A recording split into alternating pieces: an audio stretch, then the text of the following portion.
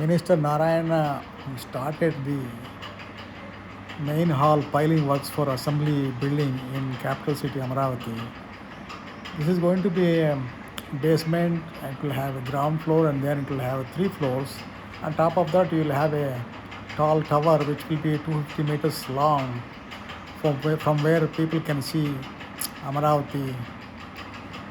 And this is going to be one of the iconic buildings. Look, it's going to be located in Amaravati near Rayapudi village. So special prayers were conducted for this event, and Amaravati Growth and Development Infrastructure Development Corporation MD Mr. Srinivas also present on this occasion.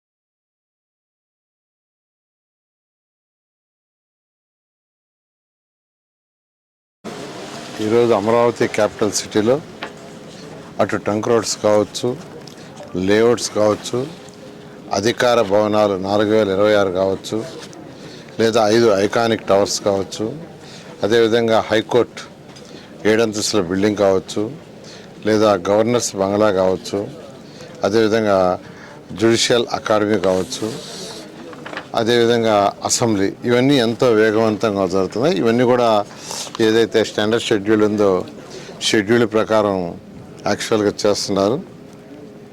అయితే ఈ నేపథ్యంలో assembly భవనం అనేది దాదాపు 11 లక్షల చదరపు అడుగుల విస్తీర్ణంలో దీన్ని కన్స్ట్రక్ట్ చేస్తున్నాం. దీని హైట్ 250 మీటర్ల హైటు. ఇది B+G+3 అంటే బేస్మెంట్, గ్రౌండ్ ప్లస్ 3 అంతస్తులు ఉంటుంది. దానిపైన నుంచి యాక్చువల్గా ఏంటంటే 250 మీటర్ల హైట్లో టవర్ ఉంటుంది. విజిటర్స్ టవర్ పైకి పోయి సిటీ మొత్తాన్ని యాక్చువల్గా చూసే విధంగా దీన్ని Norman fast and partners design చేశారు. ఇది యాక్చువల్గా మన యొక్క సాంస్కృతిక విలువలు, వాస్తు శిల్ప నైపుణ్యము అలా అన్నిటినీ జోడించి దీన్ని అనేక దఫాలుగా దీని మీద డిస్కస్ చేసి గవర్నర్ ముఖ్యమంత్రి గారి యొక్క అప్రూవల్ తీసుకుని యాక్చువల్ చేయడం జరిగింది. దానికి సంబంధించి ఈరోజు దీన్ని 4 భాగాలుగా విభజించి వాళ్ళు వర్క్ చేస్తున్నారు. అందులో 3 భాగాలు అయితే వర్క్ ఆల్రెడీ స్టార్ట్ అయ్యి ఫైల్స్లో దాదాపు 70% కంప్లీట్ చేశారు. ఈరోజు 4వ భాగంలో కూడా యాక్చువల్గా స్టార్ట్ చేశారు. ఈ విధంగా అమరావతి క్యాపిటల్ సిటీలో ఏదైతే డెవలప్ చేస్తామని ఆ రోజు రైతులకు మాట ఇచ్చామో మాట ప్రకారం ముందుకు పోతున్నాం. అయితే ఈ నేపథ్యంలో ఈ యొక్క మొన్న పైపులు కొన్ని కాల్చడం జరిగింది. దానికి ముందు ఎల్ఎన్టీ వాళ్ళది కాల్చారు, ఆ తర్వాత మొన్న మెగా వాళ్ళది కాల్చారు. దీని మీద యాక్చువల్గా concern department, police department, crew department యాక్చువల్గా ఇన్వెస్టిగేషన్ చేస్తున్నారు. నిజంగా ఎవరు తప్పు చేసినా ఖచ్చితంగా యాక్షన్ తీసుకోవడం జరుగుతుంది. 2014-19లో ల్యాండ్ పుల్లింగ్ ఇక్కడ అమరావతి ఇక్కడ అన్నప్పుడు రైతుల పొలాలు కాల్చారు, భయపెట్టడానికి, భయభ్రాంతులు చేయటానికి. అయితే ఆ రోజు ప్రభుత్వం ఎటువంటి భయం లేకుండా ముందుకు పోయి రైతులందరికీ నచ్చచెప్పి ల్యాండ్ పుల్లింగ్ చేయటం జరిగింది. వాళ్ళకి మాట ఇచ్చిన ప్రకారం ఈరోజు అమరావతి క్యాపిటల్ సిటీలో ఈరోజు కన్స్ట్రక్షన్ ఎంతో వేగవంతంగా జరుగుతుంది. గత ప్రభుత్వం అనేక ఇబ్బందులు పెట్టిన రైతుల్ని, అనేక కోర్టు కేసులు వేసిన రైతులు ఎవరు కూడా ఎటువంటి అసహనానికంటే వరి కాకుండా ఎంతో ధైర్యంగా నిలబడ్డారు. వాళ్ళందరూ కూడా ప్రత్యేకంగా కృతజ్ఞతలు తెలియజేస్తున్నాను.